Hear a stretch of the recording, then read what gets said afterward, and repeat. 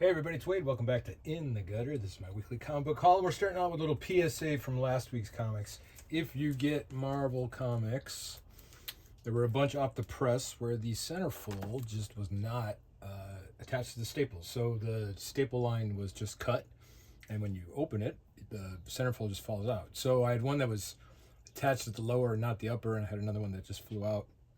My LCS said a bunch of copies were like that, so if you got any Marvel comics from last week, just check your centerfolds if you haven't read them. Just, you'll be surprised 20 years from now when you're at Sotheby's and they, knock you down a whole grade. Anyway, the one that was screwed up was Avengers number 34, Legacy number 800, which has this cool wraparound cover, Jed McKay script. And then Marvel Black, White, Blood, and Guts was another one where the centerfold popped out. This one's got 3 different stories with Blade, Hulk, Silver Surfer, Namor, Doctor Strange, probably all of my least favorite characters minus Silver Surfer, so I don't know, whatever. But the stories are cool.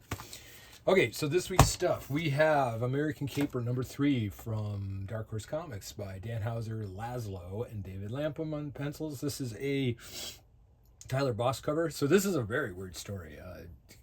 I honestly don't quite know what's going on ultimately, but it involves a Western movie set and a bunch of weird stuff, and I don't know. I'll tell you more about it at the end and see if it's worth the wait. This one was Everything Dead and Dying. This is a zombie story about a man who basically keeps his zombie family around after they've been zombified. This is Tate Brombell, who writes Batgirl. And this is a Jacob Phillips cover and interior artwork. This is the 5th and final issue of the story. This one I liked. Kind of a little slice of zombie apocalypse life with a little twist on like Pet Cemetery. Like, how far would you go to keep your loved ones around? I never liked mine enough to keep them around living, let alone dead. But whatever. All right, so Spider-Man and Wolverine. This saga continues, and it's just getting bigger and bigger. Carrie Andrews, really cool cover. This is Mark Guggenheim's script with Gerardo Sandoval interior artwork. This is definitely the generation that grew up, being influenced by Todd McFarlane. A lot of even more cartoony.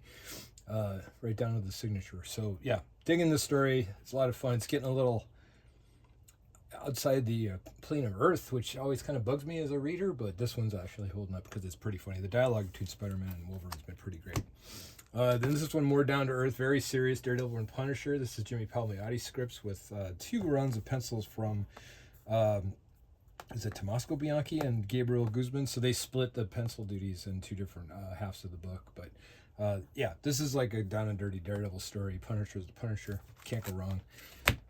Captain America. This is building up to something. This is Doom Shit Out of Part 1. As you know, I'm Dr. Doomed Out, but this one seems to be going somewhere, and it's a Armageddon assembles in 5 months. So it's a prelude to a prelude to a prelude.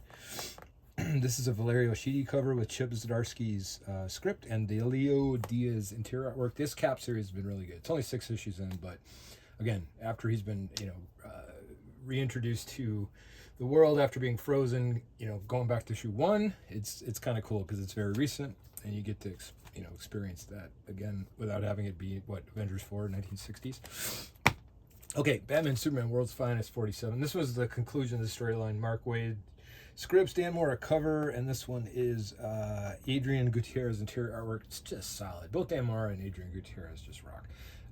So this is the conclusion of the story with the Batman Superman hybrid, and it's all, again, when it goes outside of the plane of reality, I usually mentally check out, but Mark Waid is the exception to that because he keeps these stories really interesting. And again, little sense of humor, keep it fun.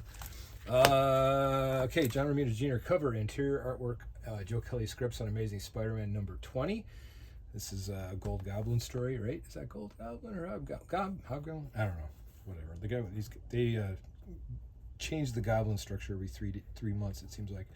ASM, take it or love it or not, it's just pretty consistent. Goes from great to good, back to great again, I guess. That's nothing to complain about. All right, and the Ghost Machine imprint this week is Red Coat number 16. Jeff Johns, Brian Hitch, Andrew Curie. This is I believe a Brian Hitch cover. This is kind of cool because Benedict Arnold, spoiler, returns, but they tease that in the earlier issue, so it's not really a spoiler. Who's sort of the ultimate evil in the storyline, and he was buried at the bottom of the ocean while still alive. That's been a storyline or an idea that's been used more than once. And the first time I heard it, I'm like, God, that would suck. You're just immortal, but they put you in like a lead box and, you know, weld you shut and throw you at the bottom of the ocean, and you just stay there and you don't die. That's gross. All right, and my favorite, Love and Rockets. So still going strong. Issue 17, I believe it's the 4th volume by Gilbert and Jaime Hernandez. You know, Maggie goes to the doctor, and she's looking like her age. So apparently has to do with this area of her ankle, if she's brave enough to tell about it. Cool. It's got a Beto story and a Jaime story, as always. And if you like Love and Rockets, you will not be disappointed. Okay, everybody, this is another fun week. And I'm going to go pick more comic books on the weekend. So until then, keep your mind in the gutter.